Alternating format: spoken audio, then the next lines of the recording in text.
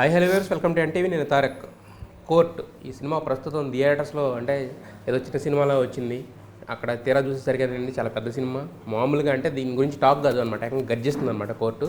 So ఆ court సినిమాలో ఒక సర్ప్రైజ్ ప్యాకేజ్ అంటే మాత్రం నిజంగా శివాజీ గారు అని చెప్పాలి. అసలు ఆ సినిమాలో ఉన్నారని తెలియదు. బట్ ఇప్పుడు ఏంటంటే ప్రతి వాళ్ళు మాట్లాడుకుంటున్న 2-3 క్యారెక్టర్లో మంగపతి క్యారెక్టర్ ఫస్ట్ ఉంటుందన్నమాట. సో ఆ సినిమా గురించి, శివాజీ గారి క్యారెక్టర్ గురించి మన విషయాలు ఆయన అడిగి తెలుసుకుందాం. హలో శివాజీ గారు. హాయ్. అసలు కోర్ట్ అనే సినిమా వస్తుందని తెలుసు కానీ దాంట్లో శివాజీ గారు ఉన్నారని మాకు రిలీజ్ ఈవెంట్ వరకు తెలియదు. రిలీజ్ ఈవెంట్లో చూసి షాక్ అయ్యాం. అంటే కావాలని దాచేసారా లేదంటే తెలీదు, అదంతా కూడా వాళ్ళు డిజైన్ చేసుకుంది, మనదేం లేదు. నాకు తెలిసింది ఏంటంటే సినిమా రిలీజ్ తర్వాత శివాజీ తప్ప ఎవరు కనపడరు అనేది మాత్రం నాకు తెలుసు. అంటే మీ అంటే ఇన్ని సంవత్సరాలు ఉన్న మీ ఎక్స్పీరియన్స్తో గెస్ చేయగలిగారా అది? గెస్ పాత్ర అలా ఉంది. అవును అవును అవును. సి నెగిటివ్గా ఉండేవాడు ఎప్పుడైనా సరే వైబ్రెంట్గానే కనపడతాడు కదా బయటికి. తర్వాత తనలు తింటాడు, అది వేరే విషయం. బట్ ఫస్ట్ అయితే ఊపేస్తాడు కదా. అవునవును. సో ఇది కొంచెం ఆ సినిమాలో ఉన్న క్యారెక్టర్స్లో సహజంగా మంగపతి క్యారెక్టర్ లేకపోతే ఇది ఏ సెంటర్స్లో సినిమా సింపుల్గా ఒక కోర్టులో ఒక కేసు, దాన్ని ఒక క్లాస్లో ఒక సినిమా. ఆ మంగపతి క్యారెక్టర్ అనేది ఆ బీసీల్లో కూడా ఊపేసేసింది. ఎందుకంటే ప్రతి కుటుంబంలో కూడా ఇలాంటి క్యారెక్టర్లు ఉంటాయి. అవును. పల్లెటూరులో ఆడపిల్లలు ఉన్న కుటుంబాల్లో ఇలాంటి క్యారెక్టర్లు గ్యారంటీ దొరుకుతాయి. అయితే వాళ్ళు ఏంటంటే వాళ్ళ బంగారాన్ని జాగ్రత్త చేసుకుంటారు. ఈడేంటంటే నా బంగారం ఎలా ఉన్నా సరే నువ్వు మాత్రం నాకు బంగారం వైపు చూడకూడదు అనేది ఈడి పాత్ర. సో అలా కొంచెం పరిధులు దాటే పాత్ర, దానివల్ల జనానికి దగ్గరికి వెళ్ళింది. మీరు అన్నారు లాస్ట్లో తన్నులు తింటానని. ఈ సినిమాకి డిఫరెంట్, తన్నులు తింటాం కాదు, వచ్చినప్పుడు అలా క్లాప్స్ కొడుతుంది. అదే అంటే విలనిజంతో కూడా క్లాప్స్ కొట్టించేది చాలా తక్కువ పాత్రలు రేర్గా వస్తుంటాయి. సో అంటే మీరు బిగ్ బాస్ తర్వాత ఊపేసి బయటకు వచ్చిన తర్వాత చాలా మంది వెయిట్ చేశారు, ఎప్పుడు వస్తాడు శివన్న, ఎలాంటి పాత్రతో వస్తాడని చెప్పి. దీనికోసమైనా ఆ వెయిటింగ్ ఈ పాత్రతో ఫుల్ఫిల్ అయిందని అనుకోవచ్చా? ఈ పాత్ర ఇంకో కొత్త దారిని వేస్తూ ఉంది, అంతే. కొత్త దారిని వేస్తుంది. సో చాలామందికి ఈ సినిమా చూస్తే డైరెక్టర్లు అయినా రైటర్స్ అయినా శివాజీ మీద ఎంతోమంది ఉన్న అభిప్రాయాన్ని కంప్లీట్గా మార్చేసుకుంటారు. సో మంగపతి లాంటి క్యారెక్టర్లు కాకపోయినా ఇంకా పెద్ద పాత్రలైనా ఇంకా వేరియేషన్ ఉన్న పాత్రలైనా రాస్తారనేది నమ్మకం అయితే క్రియేట్ చేసింది మంగపతి పాత్ర. ఎందుకంటే ఇంతకుముందు మంగపతి పాత్ర మీరు ఏ సినిమాలో చేసింది కాదు, ఫస్ట్ టైమే ఎరగదీశారు. సో కాబట్టి మీరు అన్నట్టు ఇంతకుముందు మీరు చేసిన సినిమాలను ఒక లెక్క అయితే ఈ సినిమా ఒక లెక్క అన్నట్టు కొత్త దారి వేసింది యాక్చువల్గా. అయితే ఇలాంటి ఒక కొత్త డైరెక్టర్ మీ దగ్గరికి వచ్చి ఇలాంటి క్యారెక్టర్ చెప్తున్నప్పుడు ఏంటంటే అతను చెప్పేది అతను రాసుకుంది డిజైన్ చేసుకుంటాడు. బట్ మీ నుంచి ఏమైనా ఇన్పుట్స్ కానీ మీ దగ్గర నుంచి ఏదన్నా కూడా ఆశించి ఉంటాడు కదా యాక్చువల్గా, సార్ ఎలా ఉంటే బాగుంటుంది అని చెప్పి. అలాంటివి ఏమైనా ఉన్నాయా లేదంటే మొత్తం డైరెక్టర్ క్రెడిట్? అసలు అవసరం రాలేదు. మన నిరీక్షణకి ఒక సరైన లైట్ వెలగబోతుంది అనే ఇండికేషన్ ఇచ్చేసాడు పాత్రను డిజైన్ చేసి చెప్పినప్పుడు. నేను ఇంకా ఆలోచించదలుచుకోవాలా. మనం ఏమి సజెషన్లు చెప్పాల్సిన అవసరం లేదు. నైస్గా దానికి ఎంతవరకు ఎలా కావాలో అలా డిజైన్ చేసి పెట్టేసాడు. Credit goes to director. So మొత్తం డైరెక్టర్.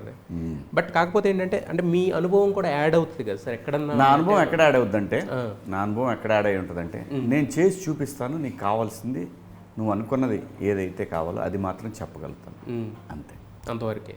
అయితే కొన్ని చోట్ల అంటే మొత్తం అంతా కూడా మంగపతి వస్తున్నాడంటేనే ఒక ఏదో చేస్తాడరా ఇప్పుడు వీడు అంటే ఒక అలజడి మొదలవుతుంది, ఏదో వేస్తాడరా జలక్ అనే వెయిటింగ్లో ఉన్నాం థియేటర్ అంతా కూడా.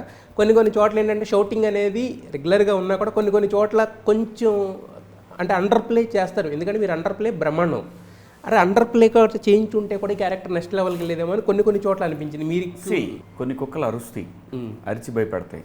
కొన్ని అరవకుండా సైలెంట్గా వచ్చి కాటేసి వెళ్ళిపోతాయి, కురికేసి వెళ్ళిపోతాయి. మంగపతి అనేవాడు అసలు ఈడు అరిసే కుక్క లేదా కరిసే కుక్క, ఈడు ఏ టైపు ఈడనేది తెలియకుండా పనిచేసుకుని వెళ్ళిపోతుంటాడు. సో అటువంటప్పుడు ఏంటంటే మీరన్న మాటకి ఎక్కడ ఈ ఆలోచన ఎందుకు వస్తుందంటే మీ అందరికి కూడా అంటే ఇలా ఆలోచించి ఎందుకు వస్తుందంటే పాత్ర మొదటి సీన్ చూసిన తర్వాత కొన్ని ఇంప్రెషన్స్ క్రియేట్ చేసుకుంటారు. దానివల్లే కానీ అసలు ఏం లేకుండా అలా పోతూ ఉంటే మాత్రం హాయిగా ఒక విన్యాసం చూస్తున్నట్టు ఉంటుంది. అవును. ఒక విన్యాసం, అమ్మ ఏం విన్యాసం చేస్తున్నాడు రా నా కొడుకు అనే ఒక ఫీలింగ్ దాంట్లో నేను ఇందాక అన్నాను కదా సార్. దీన్ని అలా తగ్గించకుండా, అలా అని చెప్పి విపరీతంగా పెంచకుండా ఒక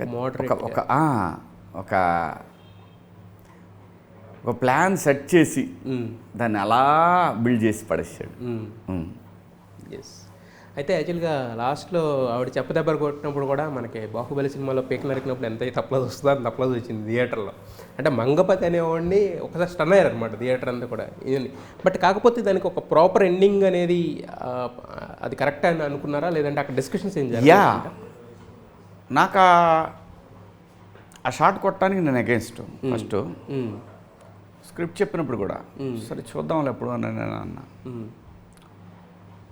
అట్ ది సేమ్ టైము కొత్త డైరెక్టర్ని నేను డిసప్పాయింట్ చేయకూడదు. ఎస్. బట్ చిన్న డిస్కషన్ అయితే జరిగింది క్యారవాన్లో. జరిగినప్పుడు నేను ఒక ఆప్షన్ ఎంచుకున్నా. నీ కుటుంబం కోసం కదా నేను ఫైట్ చేస్తుంది, నువ్వు నన్ను కొట్టకూడదు యాక్చువల్గా. ఒకవేళ నేను ఆ డైలాగ్ అన్నా ఏమని, అమ్మ నీ కుటుంబం కోసం నేను ఫైట్ చేస్తే నాకే ఎదురు వస్తారా మీరు, రా సిగ్గు లేకుండా మాడుతున్నావు అంటే నేనేం బిహేవ్ చేయాలి నాకు అర్థమయ్యేది కాదు.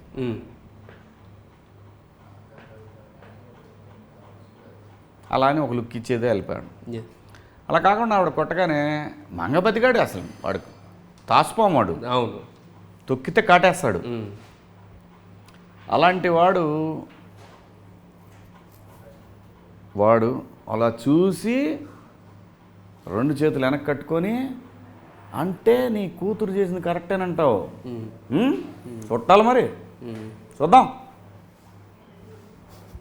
కరెక్టే కదా వాడు, నీ కూతురు చేసింది కరెక్ట్ అని కొట్టావా నన్ను నువ్వు? ఇదంతా ఎవరి కోసం చేస్తున్నాను నేను? మన ఫ్యామిలీనే కదా వాడు. బట్ సఫరర్స్ వైపు ఎవరైతే ఉంటారో వాళ్ళు ఎంజాయ్ చేస్తారు. ఎవరైతే విక్టిమ్స్ ఉంటారో, మంగపతి లాంటి ఫ్యామిలీ విక్టిమ్స్ ఉంటారో వాళ్ళు మంగపతి గడు కరెక్టే కదా, దొంగమోహన్ ఏంటి అలా కొట్టింది ఏంటిది అనుకున్నాడు. సో నేను ఆ డిస్కషన్ జరగాలనే ఉద్దేశంతో నేను ఆ డైలాగ్ వేశాను. ఓకే. ఇప్పుడు మంగపతి లాంటి క్యారెక్టర్స్ ఎవరైతే సఫరర్స్ ఉంటారో వాళ్ళు ఎంజాయ్ చేస్తారు, విక్టిమ్స్ ఎంజాయ్ చేస్తారు అన్నారు కదా సార్. అంటే ఇంకా ఇప్పుడు ఉన్న సొసైటీలో కూడా ఈ కులాలు అండి తరక్ ఇదంతా సొల్లు మాట్లాడుకునేది. తన దాకా వస్తే ప్రతివాడు మంగపతే అంతే అంటారు. అది హ్యూమన్ టెండెన్సీ బాస్. సి డిస్కషన్ జరగకపోతే అరాచకాలు ఎక్కువ అవుతాయి కాబట్టి ఇంకా ఈ రోజుల్లో కూడా ఇలాంటివన్నీ చెప్పకపోతే చెప్పాలి కూడా. చెప్పకపోతే ఆ అనాగరికంలోనే అలాగే బతికిపోతారు. అలాగే ఇలాంటి పరువు హత్యలు చాలా జరుగుతాయి. ఎంత పెయిన్ ఉన్నా కూడా తన ఆడపిల్లను కూర్చోబెట్టి మాట్లాడాల్సిన అలాంటి ఒక ఒక పరిసరాలు ఉండాలి, రావాలి అంటే డిస్కషన్ జరగాలి. ఫస్ట్ వీటన్నిటికీ ఎండ్ కార్డ్ ఎక్కడ పడుద్ది అంటే, ఎండ్ కార్డ్ ఎప్పటికీ పడదులే, అది వేస్ట్. ఎండ్ కార్డ్ ఎప్పటికీ పడదు. కానీ దాని మీద డిస్కషన్ ఎక్కువ జరగాలంటే ముందు చదువుకొని ఉండాలి, చదువుకున్న సమాజం కావాలి. అందుకే వెస్ట్రన్ కంట్రీస్లో మెజారిటీ చదువుకొని ఉంటారు కాబట్టి ఇలాంటి పరువు హత్యలు చాలా తక్కువ జరుగుతాయి. అక్కడ జరగవని అనుకోకండి, అక్కడ కూడా షూట్ చేసి పడేస్తుంటారు. $100కి $100కి $50 షూట్ చేసేవాళ్ళు కూడా ఉన్నారు అక్కడ. షూట్ చేసేస్తారు. ఆ తండ్రి బాధ అండి అది. వాడు ఏమో అపరిమితమైన ప్రేమతో ఉంటాడు వాడు బిడ్డనేసరికి. ఈ పిల్లలకేమో ఆ వయసు అటువంటిది. సో ఈ యుద్ధం ఎప్పుడూ ఉంటుంది, ఈ భూమి ఉన్నంతసేపు ఈ యుద్ధం ఉంటుంది. ఇలాంటి పరిణామాలు జరుగుతూ ఉంటాయి. చాలా తగ్గిపోలా, చాలా తగ్గిపోలా. అవును. సో పూర్తిగా మొట్టమాయం అవుతాయంటే అది కాన్స్టిట్యూషన్ అనేది ఒక కట్టుబాటు కోసం రాసుకొని దానికి లోబడి బతుకుతున్నాం మనందరం. నిజంగా అందరూ అలాగే బతికితే అసలు ఈ కేసులు ఎందుకు ఉంటాయి, కోర్టులు ఎంత పనిచేసేది ఏంటి? కాబట్టి ఇది మొట్టమాయం అయిపోద్ది. ఇంకా ఈ రోజుల్లో కూడా ఎంత ఊరికే మనం డిబేట్లకి వాటికి చాలా బాగుంటుంది. దీన్ని ఎంజాయ్ చేసే సెక్షన్ కూడా ఉంటుంది, వాళ్ళ కోసమే అంటారు. సెక్షన్ ఉంటుంది ఖచ్చితంగా. ఒకసారి కేసు పడ్డాక ఆ తర్వాత వాడే సెట్ అవుతాడు, ఇది సహజం. ఎందుకంటే ఎవడు పోతాడు పొద్దాకలా కోర్టుకి ఆ కేసులకి వాడు ఆ లాయర్ ఫీజులకి ఇవన్నీ చెల్లించిపోయినాడు. ఇంకొకటికి నీతులు చదువుతున్నాడు, అరే బాబు వద్దురా బాబు నీ అమ్మ ఎందుకు వదిలేదా, అదేదో పిల్లల్ని మాట్లాడుకోరా కొద్దిసేపు మాట్లాడుకొని గొడవలు లేకుండా ఇవన్నీ వద్దు, నీకు తెలియదు అనుభవంతో చెబుతున్నా ఆ కోర్టులు కేసులు అంటే ఇలా మాట్లాడతారు. అయితే ఈ సినిమా ఇంకొకటి ఎక్కడ బాగా ఇదైందంటే ఇదే టైంలో ఒక పరువు హత్యకు సంబంధించిన జడ్జిమెంట్ రావడం, అమృత ప్రణయ్ అనేది కూడా. దాంతో ఏంటంటే ఇది ఇంకొకసారి సెంట్రల్ పాయింట్కి ఇక్కడ సేమ్ అదే కైండ్ ఆఫ్ థింగ్ కాబట్టి అది అస్సలు లేదు సోదరా, అస్సలు అలాంటిది ఏదైనా ఉంటే నాకు మెన్షన్ చేసేవాడు కదా బిగినింగ్లో. ఇది 2024 మార్చి 13వ తేదీన ఓకే అయిన స్క్రిప్ట్ ఈ ప్రొడక్షన్లో. కాదు సార్, కాదు చెప్తున్నా, అసలు సంబంధం లేదు. ఇంకోటి ఈ అమృత మారుతిరావు గారి మ్యాటర్ ఏదైతే ఉందో దేవుడి సాక్షిగా నాకైతే తెలియదు పూర్తిగా. ఒకటి జరిగిందని తెలుసు కానీ దాని పూర్వాపరాలన్నీ నాకు తెలియదు. ఎందుకంటే మనం అప్పుడు ఆ టైంలో ఆంధ్రప్రదేశ్ బాగోగులు వాటి మీద ఉద్యమాలు దాంట్లో మన జోన్ వేరుంది, మన దారి వేరే ఉంది. సో ఇంకోటి కూడా నేను ఇంతకుముందు కూడా చెప్పాను ఇదే మాట,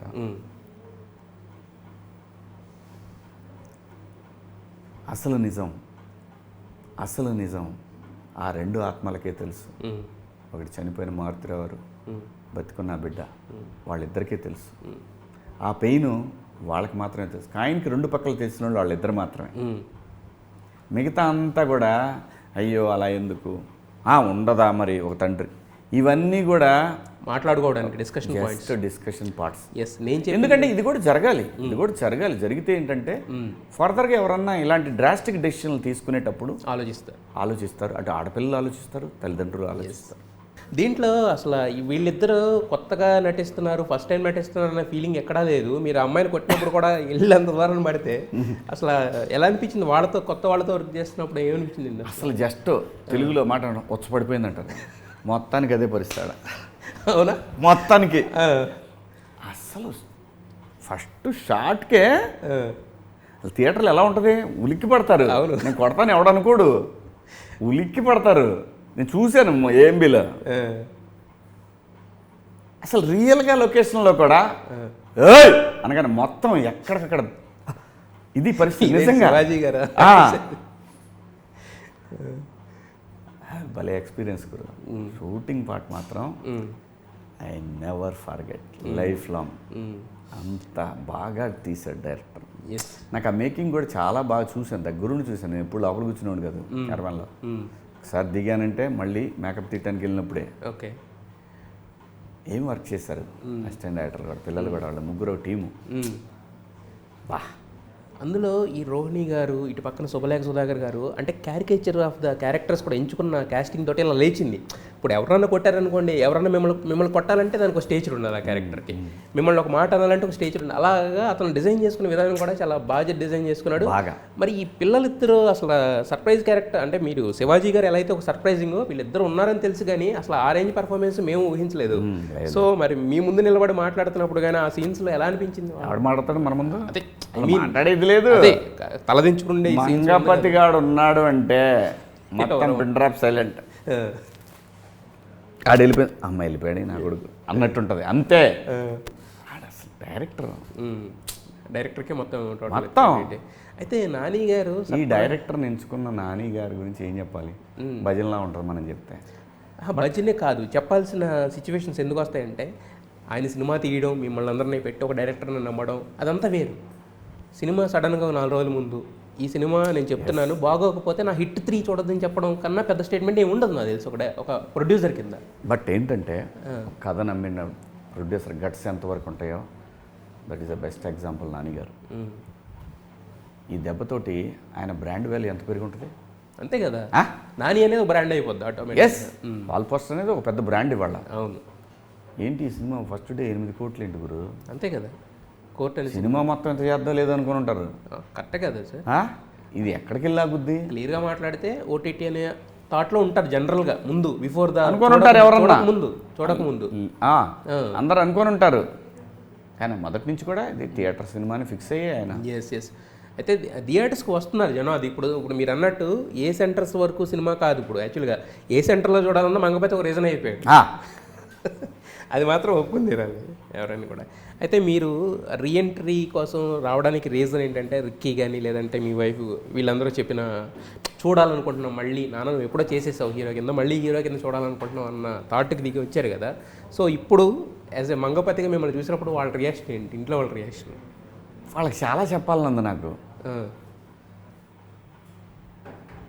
డోంట్ ఎక్సైట్, బీ నార్మల్. నాకేం చెప్పొద్దు, నాకు భయం. ఎక్సైట్ అయితే ఏం జరుగుద్దో. సహజంగా చాలా మిడిల్ క్లాస్ మెంటాలిటీ మనది. దేవుడు మనం అనుకుంటున్న ఒక కిక్ కోసం ఇచ్చాడు ఈరోజు. ఇది శాశ్వతం కాదు. So don't excite.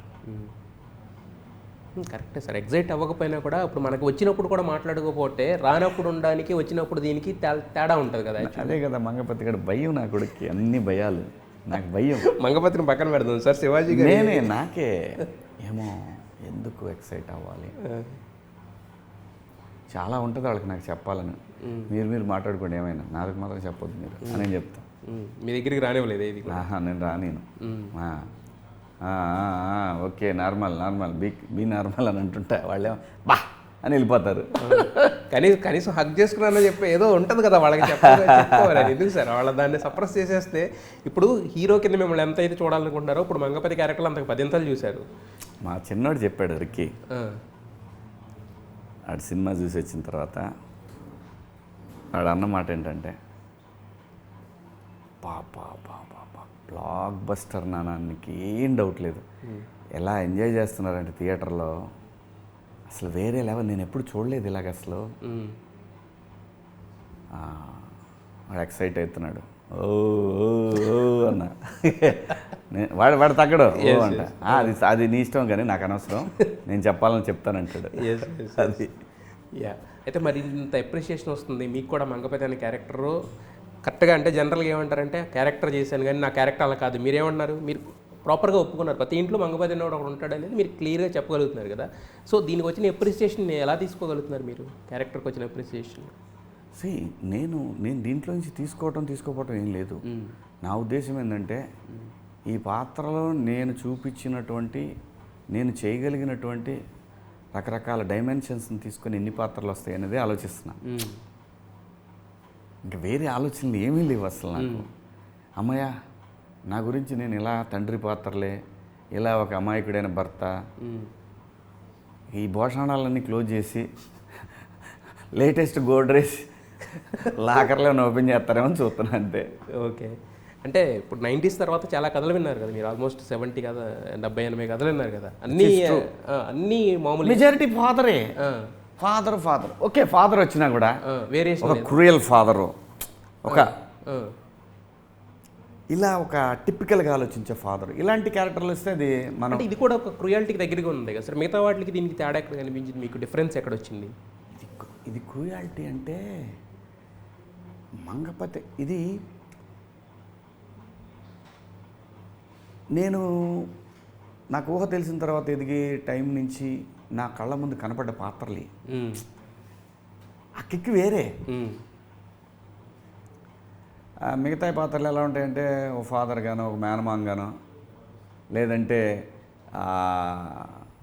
ఒక ఏమంటారు మెంటర్ లాగానో. ఏంద్రా బాబు అంటే 10 మంది పాత్రలు, ఇవన్నీ డబ్బులు ఇచ్చే పాత్రలే కానీ పేరు తెచ్చే పాత్రలు కాదు. డబ్బులు కావాలి, డబ్బులేం చేయదు కాదు నాకు, అలా కాదు కదా ఈ పాత్ర. ఇప్పుడు కోర్టు సినిమాలో మంగపతి చేశాడు, అలా మాట్లాడగలరు. ఇప్పుడు నేను ప్రకాష్ అంతఃపురంలో పాత్ర ఉంటుంది, అది నాకు ద బెస్ట్ ఫేవరెట్ పాత్ర. అదొకటి. నేను మోనార్కునే అని అంటాడు, సుస్వాగతం, అవి వేరే లెవెల్. సో ఇవి చెప్పుకుంటూ ఉంటాం. ఇప్పుడు దాంట్లో ఇలా చేస్తాడు కదా, కొంచెం దగ్గరగా చేయాలి, అలా ఇలా మాట్లాడుతాడు. అలా మంగపతిలాగా చేయాలి అని మాట్లాడుకునే పాత్ర ఇప్పుడు మొదలైంది. దీనికోసం వెయిట్ చేస్తాను, దీనికోసం చూస్తున్నాయి, ఇలాంటి పాత్రల కోసం చూస్తున్నాయి. పద్ధతి మంగపతి అవ్వదు, అవ్వదు, కనెక్ట్ అయింది ఇక్కడ. అటువంటి పాత్రలు వస్తే చేద్దామని చూస్తుంటే అండ్ పిచ్చి దగ్గర పంపిస్తున్నాను, మీది ఇలా ఉంటుంది, వాడేదో చూడు సుయోధన ఇలా ఉంటుంది. ఇది వద్దురా నాకు, ఇది కాదురా అని 25 సంవత్సరాల నుంచి దొబ్బుతున్నాను నేను సస్తున్నాను నేను. ఇది కాదు నాకు కావాల్సింది, నాకు కావాల్సింది ఇలాంటి అని చెప్పడానికి ఒక అవకాశం. మరి అయితే మీ ఓన్ బ్యానర్లో సినిమా చేస్తున్నారు కదా, సో ఖచ్చితంగా మీరు ఎంచుకోవడానికి ఇంత ఆలోచిస్తున్నప్పుడు బ్యానర్లో సినిమా చేయాలంటే ఇంకా చాలా ఆలోచిస్తారు కదా, మరి అది ఎలాంటి శివాజీని చూడబోతుంది? అది ఒక dark comedy. Dark comedy. Shivaji అనే పేరు పక్కన డార్క్ కామెడీ అంటేనే ఇంతగా ఉంది. పైగా లయ్య గారు అసలు లయ్యని ఎప్పుడు ఇలా చూడరు మీరు, ఎప్పుడు చూడలేం మనం, అలా ఉంటుంది. సో ఈ అందరికి కూడా ఒక సింగిల్ సిట్టింగ్లో నచ్చిన స్క్రిప్ట్.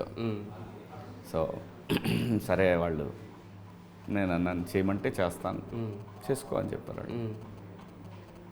ఇక మరి 90s 2 చేస్తున్నారు మళ్ళీ, అది సీజన్ 2 ఉంది, అనుమానం అది చేస్తున్నారంట కదా మళ్ళీ సేమ్ క్యారెక్టర్ కంటిన్యూషన్ అయినా ఇంకా దానికి మళ్ళీ అదే చేంజ్ చేస్తుంటారు. అదే ఉంటుంది కదా.